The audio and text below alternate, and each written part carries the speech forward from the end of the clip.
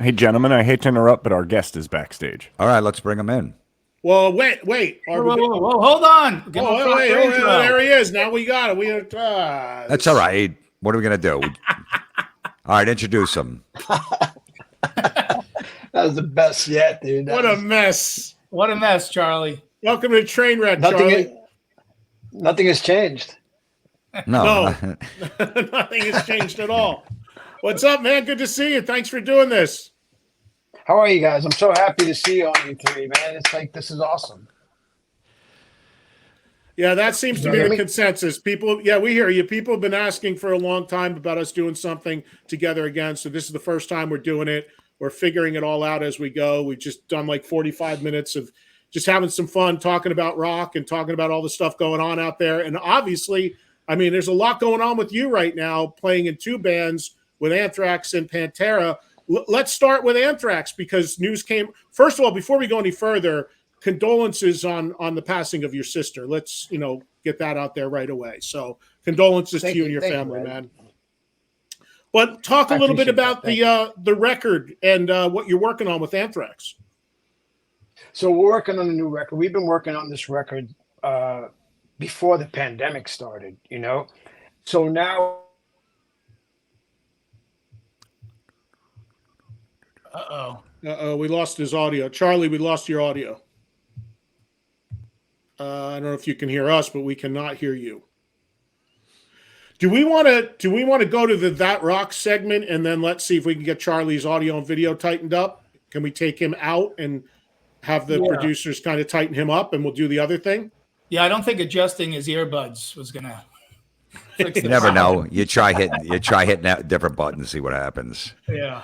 Should we do our picks basically? Are That Rocks? Yeah, let's do that then, and they'll figure out Charlie's stuff. When Charlie's audio is good, we'll get a note to bring him back. So let's describe what this is going to be. One of the big challenges for people into music these days is the fact that anyone can put out music. You don't know what's good. You don't know where to go. You don't know what to listen to anymore.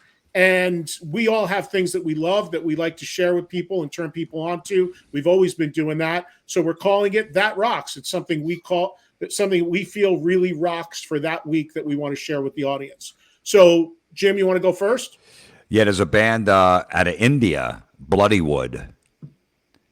It's like Indian death metal, folk, Slipknot, new metal. It's all over the place, but these guys are really good. Slipknot has taken them out, done a bunch of the Knotfest and stuff. A band out of India just plays thrash, but there's a lot of like new metal, like a Korn, Linkin Park, Slipknot in it. But it's really cool. That's their debut album, Bloodywood. Sounds totally like something Don would have picked. Death folk metal out of India. You can't go wrong. Rack Shack. It's a Jameson thing, though. I got to check it out for sure. It's cool. Yeah, Rack Shack is their debut album. album Cover. I like the album cover. So, Donnie, what do you got? I want to go in a different direction. So I alluded earlier to the fact that one of probably my favorite performance on the Monsters of Rock cruise was by the young men who call themselves Tyler Bryant and the Shakedown. Man, did they kick ass. A little tidbit about them. They're based out of Nashville. One of the guitar players happens to be the son of Brad Whitford from Aerosmith. So you got Graham in there playing, and man, it's just cool bluesy roots rock. It's heavy, it's bluesy. It's if you're into Jeff Beck kind of stuff, it kind of encompasses all that stuff. But yeah, young dudes really laying it down, man, and they really kicked ass live on the cruise. I was so happy to see that, and they gave me all their vinyl, and I gave them a half a case of warm Miller Lite. So we made a barter on the ship. So love these guys a lot. Yeah, Tyler's awesome. I actually saw Tyler Bryant and the Shakedown for the first time on a cruise, not Monsters of Rock, a different cruise about 7-8 years ago. And he was super young then. He's still super young and very talented guy. He's been on my show a bunch of times. Didn't get a chance to see them play live, unfortunately, on the ship, but I love what they do as well. All right, so my pick for That Rocks, what rocks this week is an artist that I'm really pulling for and really love his songs and what he does. and his name is Tuck Smith. And you see the record right there, Ballad of a Misspent Youth. The band is Tuck Smith and the Restless Hearts, also based out of Nashville now by way of Atlanta. Mm-hmm. If you're not familiar with Tuck, he was in a band called Biters that released a couple records. He's now as a solo act. I love what he does. It's fantastic, guitar-driven, melodic hard rock. There's a heavy Thin Lizzy influence in there on some stuff. Cheap Trick, and just, very power poppy at times, which I love. Tuck, and I've talked about this before, he has a record that is completely done that is phenomenal, that unfortunately, due to some record label politics, never got released and still has not come out. He was supposed to be the opening act on the stadium tour initially, and that fell apart as well with the record not being released. So he really, for like the third time in his career, had to dust himself off, write a whole nother record, and then completely come out and do it himself, which is what he's done. So this is technically his debut solo record. There is another one that I really hope one day sees the light of day because it's fantastic, but this is still a great way to jump in. Super talented guy. Love what he does. Just did some dates with another super talented guy named Jared James Nichols, and I'm rooting for these younger artists because the future of rock is going to come from them. Yep. I was there. Pure joy. Both those artists. Amazing. Yeah, you went to the show in Jersey, right, Don? Because I wasn't in town, but I was so bummed to miss it. Yeah, what a great combo, those two guys together, man. And so there's all our picks, man. Tuck Smith and the Restless Hearts, Tyler Bryant and the Shakedown, and Jim's pick, Bloody Wood. So that's what we're saying. That rocks for this week, tying in with the name of the show. We're giving you our picks every week under that banner. So that's what we're going to do for each week as well. Things that we're into. Charlie's now back. We got Charlie back with us. Hey, now can you hear me or no? Yes, we can hear you. We got you, Charlie. Okay, great. So tell us about the record that you're making with Anthrax right now. How far along are you? We just did some drum tracks. We did about 9 songs, and then the guys are going in a couple of weeks to continue production on the record. And we're really excited about it. I mean, we've been trying to do this record through the pandemic and through many tours. We just couldn't get it together. Now we finally did it. I had a window, and we took the opportunity to go and record. Hey, I just wanted to jump in and say, Charlie, man, you mentioned the pandemic. Of course, we were all locked down. And I got to say, man, from my heart, you were, if not the first, one of the first to start doing those quarantine jams. And really, man, that helped me and a lot of other people get through it. So thank you so much, man. Well, thank you. Thank you, man. We did a whole record. So. We should tell people you made all that into an actual whole record, right? I did. It came out last May, not this May, but last May. It was called Silver Linings, and all of my really amazing musician friends helped out to make it, and because I knew they were going through the same thing I was going through. We were just going crazy at home, so it was very therapeutic, and I'm glad that it helped a lot of people. There's a copy. There's a cover of the record right there. Definitely cool. Very eclectic mix of covers and stuff on there too. So people that missed that during the pandemic, definitely go check it out. And of course, there's 2 Kiss songs on there, of course. So. Of course. Yeah. Which 2? I forget. Which 2 did you do again? Mr. Speed and All the Way. Who was on Mr. Speed with you? Some of the classic 78 guys. Yes. They helped me do it. And PJ from Trickster, John 5, of course, who you were talking about before. Just a great group of people that helped out to do that record. Hey, one band you didn't mention in your 80s band was King's X. They would have been on my... I thought Eddie was going to take King's X with that too. I was surprised. Charlie, should we have taken Anthrax off for King's X? Do we put Anthrax? Wrong with my ears. Wait. Hey, Charlie. Well, Jim was disrespectful. He didn't even have Anthrax. I said they were number 7. He just made that up. His number 7 was King's X. But Charlie, if we're bending the rules, would you, because now you're in Pantera, would you consider Pantera an 80s band? Because technically they are, but the Pantera we know is really a 90s band. What's your thought on that? Oh yeah, that's a good one, man. I don't know. That's like Def Leppard too, you know. Like their first album was like '79, but No, yet it's they're 80. known for their '80s. On Through the Night was On 1980. Through the Night, I thought it was '79. No, it's 80. Okay, so none of you had Def Leppard on your list. No, I did. You know, I needed another High and Dry record, and then maybe they would have made the top 6. Yeah. First 3 records, if they would have kept along that path, they might have been in there. With all respect to the other stuff, which is great. You know, we don't like the record that sold 20 million copies. We're the only 3.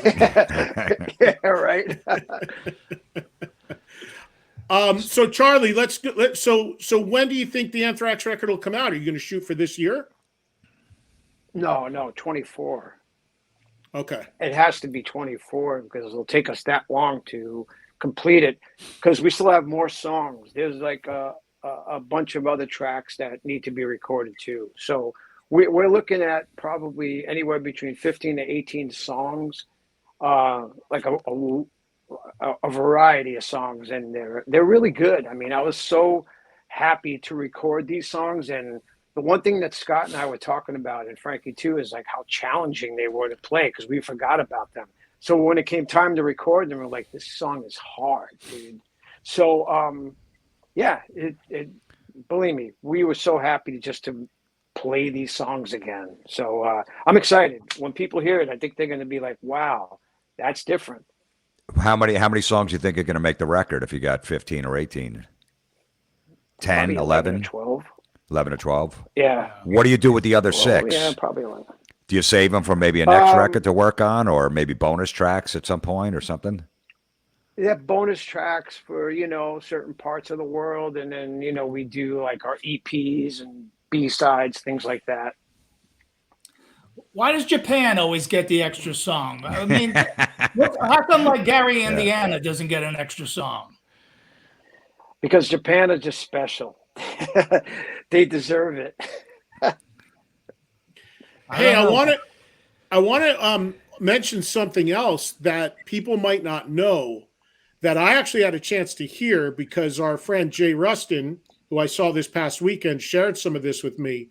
So the classic, what most people consider the all-time classic Anthrax album, Among the Living, Jay recently remixed. So tell us a little bit about that, Charlie, because he went in and did a total remix of that record. Yeah, so everybody's talking about the Atmos. Everybody's doing remixes or recording for Atmos. The sound of it is just amazing. And we went in and we did Among the Living. Well, Jay went ahead and did it, and it sounds so awesome. It's as if it was recorded yesterday, and it's on Apple Music. And the sound is completely different. I mean, it's spatial audio, and it just sounds so good.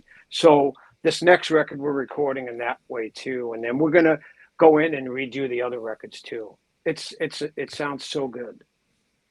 Yeah, I think you have to have the Apple earbuds to hear it that way, right? You do. Sonos make speakers now for that as well, and I mean, if you're into music like a lot of, like we are and a lot of your fans are, it pays to get it because you hear music in a different way.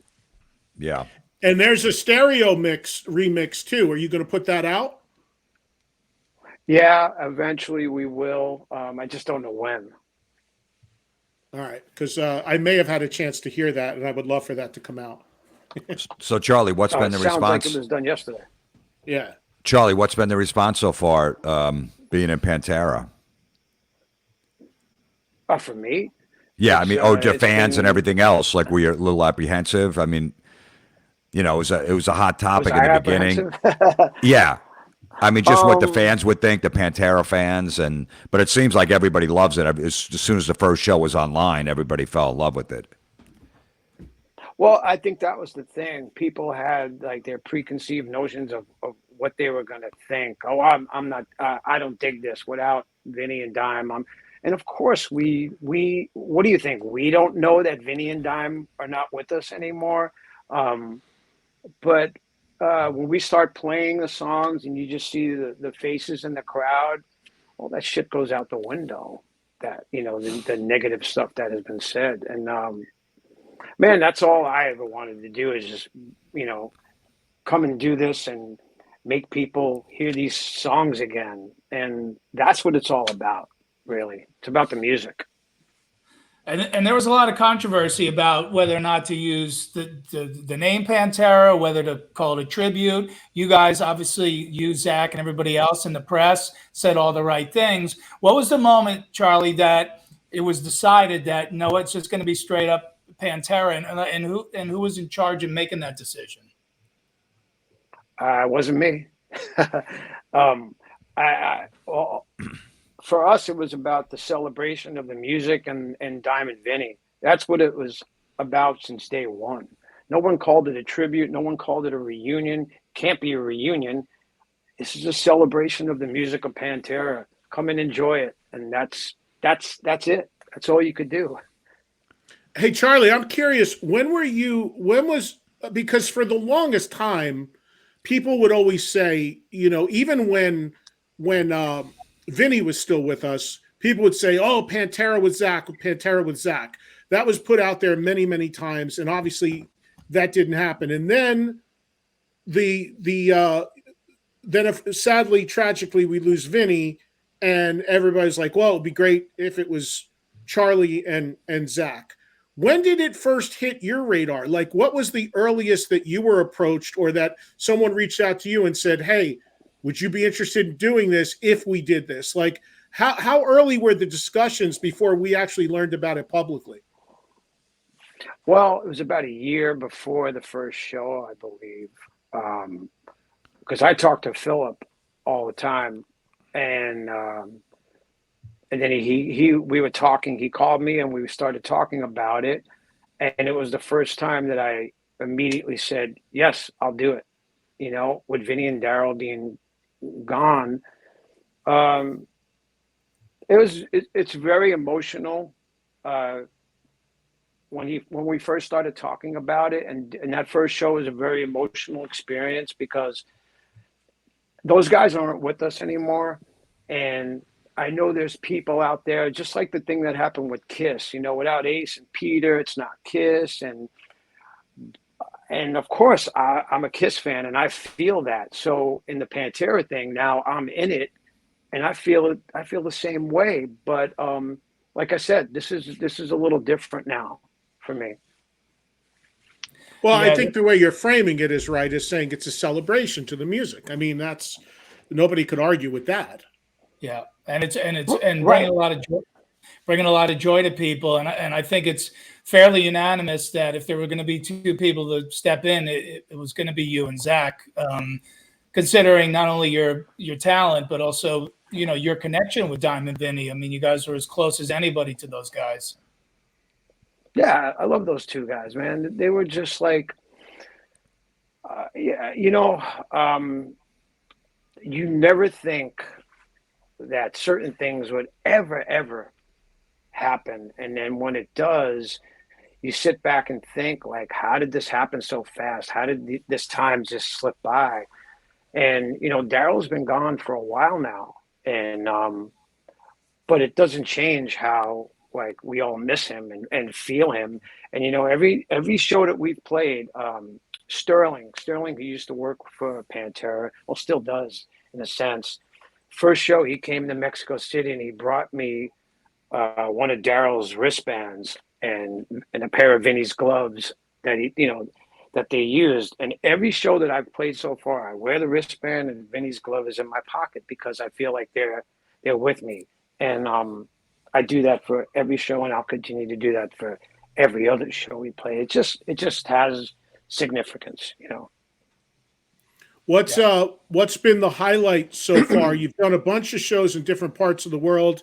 You're doing shows in the U.S. now for the first time. I'm going to see you at Rocklahoma on Labor Day weekend because I host that, so I'm looking forward to it. But in the early going with this, what's been the highlights, the craziest crowds, the best moments? Anything you can share about that?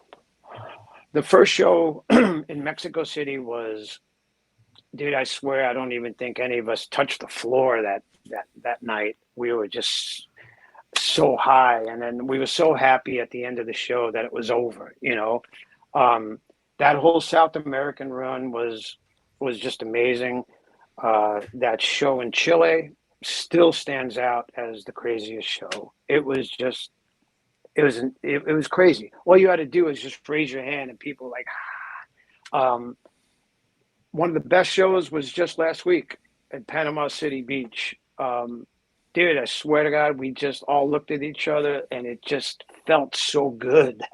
And we introduced a new song to the set, and that felt great. And yeah, man, we just really starting to become a band and just starting to get really intense again, Well, that being said, has there been talk about how long this is going to go? Is it open-ended as to how long it goes? And has there been any talk that you guys would ever make new music?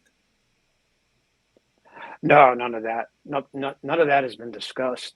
I know that there's Metallica dates in 24. That's all we know at this point, So Metallica finish in 24, and we're on those dates. So I'm sure there's going to be stuff around that too. But for the most part, nothing else has been discussed. Hey, sorry, Ed. Go ahead, Don. No, I'm just curious real quick. Would you like to do new music? I don't want to answer that. Let him finish the Anthrax songs first. Yeah, exactly. Because I know if I say, this, that, the other thing, then it's a big headline somewhere. And then it's our Charlie. First show. You couldn't hurt me. You couldn't kill me for trying, Charlie. It's our first show. Yeah, Charlie, we need some publicity. So could you say something outrageous? Go ahead, Don. What were you going to say? Now I want Charlie to answer the question. Going back to Anthrax quickly, because 1984 is Fistful of Metal, right? And 2024 will be the new stuff from you guys. Have you talked about how you may celebrate that 40 years with something special? Fistful of Metal in its entirety. You know how bands do it these days. We haven't talked about any of that. We did the 40th anniversary, tour, and that was awesome. I mean, if I could just speak about that for a second, the shows that we did on this 40th anniversary tour have been amazing, and the attendance, it's been like insane. Like I can't even describe to you the feeling that we have. When we get up there, we just see places that are just packed or sold out, and it feels like that resurgence, of 80s music or metal in general. When everybody said rock is dead, it's like, no, it's not. It's alive and well. Yeah, I saw a few shows on that tour. The production was great. The video that you had when you guys came out, when you projected all the video stuff on the screen, it was great. And I got to say, man, it's crazy how good Joey still is as a frontman and a singer. I mean, watching him out there running around still singing the way he does, in a lot of ways, I think Joey is a little under the radar and underrated as one of the great frontmen and metal singers that we have. The guy's remarkable what he can still do. He's awesome. I mean, that's the thing too about the band. It's like the band as a whole are still the same band from like back in the 80s. We are still very hungry. When we get out there, we don't perform at 50%. We perform at 100%. And it doesn't matter how old we get. I just think it's in us. It's that New Yorker. We get out there and we do it. You never hear Joey's voice off on any show I've ever seen him over 30 years, 35 years of seeing you guys. I've never seen him have an off night. No. And then we were actually tuning down a while ago, and he was like, "Why are you guys tuning down?" And we were like, "Well, we were doing it for you." And he's like, "I don't need you to tune down. Do it at the normal, at the normal rate." And we did, and it just there it is. Now it sounds like us again. I mean, if I'm being honest, the bass player's always been a bit of a weak link. If you could figure something out there, we'd be okay. But I know you gotta deal with it. He's your nephew, but geez, if you could almost figure something out with that guy Bello, he's been dragging you down, man. We should have a bass on tape for that, right? He's probably gonna exactly. He's probably gonna be texting me any minute because we've been busting balls for 40 years. So I couldn't resist. He's the best. I got to bust balls. Hey Charlie, I'm looking at that picture. I'm looking at that picture up there, and that picture was taken. I'll tell you a funny story about that. That's taken at the Ritz, which is now Webster Hall, right? So that night we played. 3 different record companies came down to see us, and we got signed that night from that show. And that happened to be Island Records who signed us. That's at the Ritz. That cracks me up. It just brings back such memories. Yeah, great shows at the Ritz. There were 2 Ritzes, and then the Ritz moved to where Studio 54 was, but that's the original one. Right. That's the original one. Yeah. Well, that's Charlie, I found an old picture of us. I think it was you guys opened for Iron Maiden, Nassau Coliseum, maybe 87, 88, possibly. Do we have that picture, Austin? I don't even. I know what's going to happen here. No. I just found an old picture of me and Charlie backstage at the show. Did you open for Iron Maiden back in like 87, 88? No. Yeah. Look at Jam and Jim. No. No? I know when All that right. was. That was 1989 or 90. Because the Maiden tour was 90. That was Okay. Persistence and No Prayer for the Dying. But Jim, you're wearing a Maiden pass in the picture. Yeah, that's why I thought it was. I thought they opened for Maiden. I thought it was Nassau Coliseum. Jim Coverdale. With Maiden, would it have been 90? If it was 90, we played Metal. Maybe. Yeah, I don't know. I mean, those days were foggy. Do you remember where you got that coffee from, Charlie? Not Starbucks. It didn't exist But then. Jim had a great head of hair there too. Jesus. Yeah. Impressive. It's the only way to get chicks, Spicoli. Yeah. Hey, Charlie, one other thing I wanted to ask you, and then we'll do this final segment and let you get out of here. But I wanted to ask you about how you feel physically, because there was a time where you were having some issues with your wrists and your hands. We all know as drummers get older, it's very physical, shoulders, arms, joints, whatever. Now you're playing in 2 metal bands going nonstop. How are you holding up? I'm fine. I mean, in the beginning of this last Anthrax tour, I sat out for some dates. But that was due to I was sick. I got sick when we were in South America and kind of carried over. So I just had to go and get some tests done. But everybody thought it was my hand again, but it wasn't. And yeah, I'm fine. I mean, I think I'm playing great. So, but yeah, a lot of people ask me, "Hey, how is your carpal tunnel?" Because I'm having problems too. And yeah, dude, it doesn't bother me at all, and I feel great. Is that something that could come back, Charlie, at any time? I hope not. All right. I don't think so. I got a lot of shows to play. So Yeah, no, I get it. Yeah. And I want to give a quick shout out to Charlie's artwork as well, which I see some of the fabulous stuff behind him that he and Carla Harvey do, and it really is great stuff. I see Kiss pictures behind him. He did those? No. Those are awesome, by the way. Where are they from, Charlie? Where are those photos from? So the photographer, Norman Seif, he did these photos of them, and I got a couple of copies of them. And they're from the Hotter Than Hell sessions. What's You don't over your have- right shoulder, Charlie? Say it again. What's over your right shoulder? That's Lily Munster. Okay, all right. Charlie, do you have Ace and Gene or just Paul and Peter? Yeah, Ace and Gene are here. Here's the thing about the Ace picture, which is pretty funny, is remember he got into a car accident and could only put the makeup on half his face. Oh yeah. Oh wow. That's the Ace. That's the Ace one. Wow. That's amazing. Charlie didn't want to put the Paul and Gene ones on camera in case he had to pay royalties to them guys. Always thinking. And what about your own art, Charlie? Where can people see your own art? You can go to the website, charliebenante.com. But we did an art show April 15th in LA, and it was so awesome. Everybody came out to it, and I was so happy. But yeah, you could go to the website and check it out. I mean, for me, my art is always like pop culture, things that I grew up loving and still love. Yeah, it's great stuff. When you were doing Monsters on the Mountain, we were all there, and you had a display there in Tennessee. that was awesome. Really cool to see that. Yeah. Yep. Yeah, man. I mean, I want to give Wolfgang one of the Eddie pictures that I did. And I hope he likes it.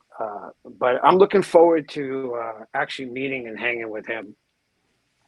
Oh yeah, because they'll be opening some shows, right? That you're doing with Pantera. Yeah. I'm gonna try. You've not met him?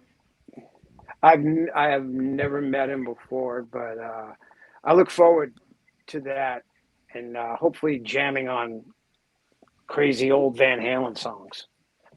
I mean, he's a I'm great guy. probably the only one that has a Van Halen tattoo on that tour.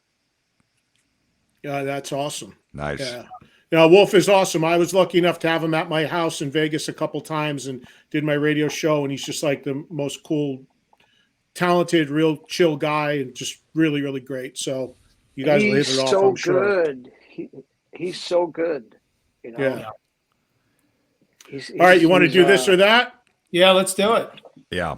Let's go. All right, so we're ending the show by well, explain it, Don, what we're doing. It's this or that, basically.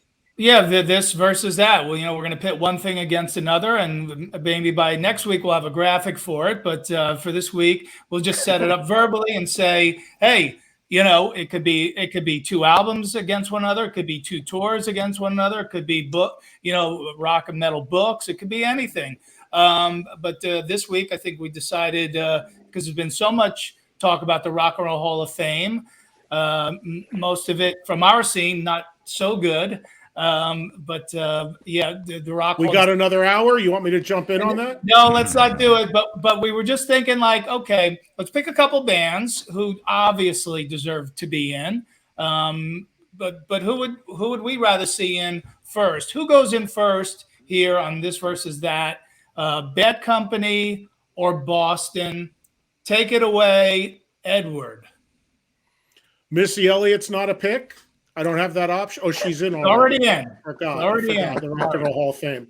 All right, this was hard because both of these bands clearly should have been in a long time ago. But I am going to give the slight nudge here for mine, this or that, to Bad Company, because the history with Free, Paul Rogers, the body of work, the amount of records, the amount of hits. Boston is a lot about those first two records. Bad Company had a little bit longer of a run. They had that whole second phase, even with a different singer, that was super successful. The first two Boston albums, landmark, can't take anything away. But because of the overall body of work, I'm giving the nudge to Bad Company. That's the right answer. Jim? Yeah, well, I was more of a Boston fan than Bad Company. That first Boston record is probably the best rock debut album of all time. With every song on there is a hit. There's not one miss on there at all. Better than Appetite for Destruction? It's a rock. I put that hard rock. I'm just saying for a rock album. I put them to about the same pretty much song for song. But the thing with Boston is they took too long Tom Scholl's always with lawsuits and fighting with people. They should have put more records out, and they definitely would have done it. It was taking 2 or 3 years in between every record, but still, just those first 2 Boston albums alone, they should be in. So I'm going Boston. I would side with Boston here. All right. Well, for all the reasons that Ed said, I can't really add too much more to it except to say that it's probably going on 10 years now that I saw Paul Rodgers perform here in Jersey at the State Theater, and my God, I mean, the character and the soul in that guy's voice, and when he was really going for it live, he had the mic down by his hip, and his voice was still filling the room. No disrespect to Brad Delp, who had amazing range, but that iconic voice, you'd see a line down the block for miles of people that he influenced vocally, as well as the band too. So for influence even alone, I got to go Bad Company. Charlie, what do you got? You going to tie it up, or are you going to make it? Look at his shirt. Look at his shirt. He's wearing his pick. Damn it. I got to go Boston because Wrong. That first record, dude, it's not a bad. It's like a greatest hits record, and I don't think that band gets enough credit for what they did. So yeah, dude, it's like, and name another band from Boston. I'm gonna go with Boston. New England. Aerosmith. No, but listen. Well, Aerosmith, obviously. But here's the thing: the first Boston album, I believe, and maybe not the second, but the first is a diamond record, which is I'm pretty sure, which is 10 million or more, which is super. So commercially, there's no argument that Boston had by far the biggest record. And we can talk about the first 2 albums, but people forget that third album had that song Amanda on it that was pretty huge. So there was a little bit more to it than that. But with Bad Company, it's just that the length of it's so hard. The other thing too is like what Tom Scholz did was like groundbreaking, like before computers existed, like a mad scientist in his bedroom. Like it's crazy. That's how that record was created. But I still got to look, they both should be in. It's criminal they're not. But I give the slight nudge to Bad Company just because of the history between, when you tie in Free, just crazy that neither of them are there. There you go. I agree with you. I agree. But I'd say Boston get it. A lot of the band members are not with us anymore. But yeah. But anyway, I agree. Both bands deserve to be in the band. We should mention real quick that Anthrax did an album called Anthems, an EP of covers. And what did you guys do on that? Smoking, right? Smoking, yeah. Killer version. Didn't you get the actual keyboard player to play on it or something?